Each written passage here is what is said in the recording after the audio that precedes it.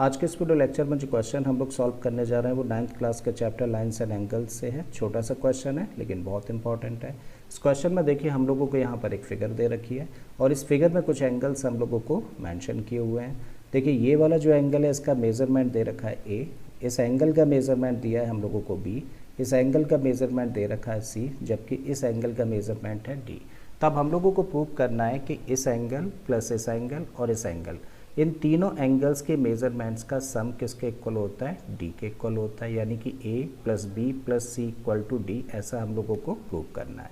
ठीक है, तो चलिए स्टार्ट करते हैं। और स्टार्ट कर रहे हैं हम लोग इसको इस फिगर के साथ में। कैसी फिगर है? 4 साइडेड फिगर है और साथ में क्लोज फिगर है। और 4 साइडेड क्लोज फिगर क्या होती है? क्वाड्रिलेटरल होती है। इसका मतलब ए बी सी डी क्या है? ए बी सी डी एक क्वाड्रिलेटरल है। जब ए बी सी डी एक क्वाड्रिलेटरल है तो हम लोग फिर से एक चीज़ रिकॉल करते हैं कि भाई क्वाड्रिलेटरल के तो सारे के सारे इंटीरियर एंगल्स का सम कितना होता है? 360 डिग्री होता है। ठीक है, तो इसी पॉइंट को हम लोग लेकर आगे बढ़ रहे हैं। तो मेंशन करते हैं इन क्वाड्रिलेटरल कौन सा? A B C D. और ए बी सी डी क्योंकि क्वाड्रिलेटरल है तो भाई इसके सारे के सारे इंटीरियर एंगल्स का सम कितना होगा? 360। तो angle A plus B plus angle C plus angle D must be equal to what? 360 degree. Angle sum property of quadrilateral.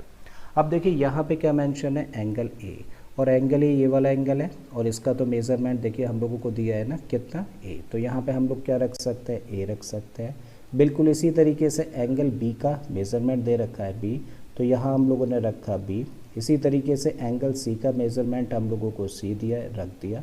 अब प्रॉब्लम यहाँ पे आती है, एंगल डी कहने का मतलब क्या है? देखिए हम लोग क्वाड्रिलेटरल के इंटीरियर एंगल्स की बातें कर रहे हैं और क्वाड्रिलेटरल का इंटीरियर एंगल तो देखो ये वाला होगा ना, जो अभी हम लोगों ने शेड किया है। तो हम लोगों को तो इस एंगल का मेज़रमेंट चाहिए। अब इस एंगल का मेज़रमेंट हम लोग कैसे निकाल सकते हैं? अब अगर मैं आप लोगों से पूछूं कि भाई ये जो एक मैंने कंप्लीट सर्कल बना दिया तो कितने डिग्री का होगा? ये होगा 360 डिग्री का। और अब अगर इस पूरे एंगल में से इस एंगल को कट कर दिया जाए तो क्या रह जाएगा मेरे पास में? यही एंगल रह जाएगा ना। ठीक है, इसका मतलब यही हम लोगों को चाहिए। तो क्या करें? इस कंप्लीट एंगल में से यानी कि 360 डिग्री में से ये वाला जो एंगल है बाहर वाला, इसको हम लोग माइनस कर दें तो हम लोगों को इंटीरियर एंगल मिल जाएगा।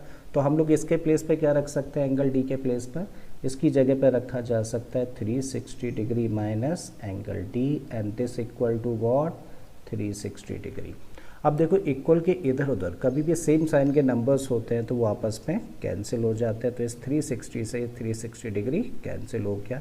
तो इधर क्या बचता है? इन तीनों टर्म्स को एज इट इज़ लिखो, ए प्लस बी प्लस सी, और इस डी को कर दो ट्रांसपोज। नेगेटिव है तो ट्रांसपोज करने पे पॉजिटिव हो जाएगा। So A plus B plus C equal to D, और यही चीज़ हम लोगों को शो करनी थी। ठीक है, तो कितना आसान था।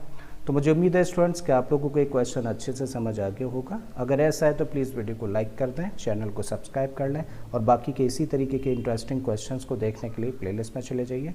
ऑलरेडी इस तरीके के बहुत सारे क्वेश्चंस मैंने अपलोड किए हैं। मैं फिर से आता हूँ एक नए क्वेश्चन, एक नए कॉन्सेप्ट के साथ में। Till then keep learning and thank you for watching this video.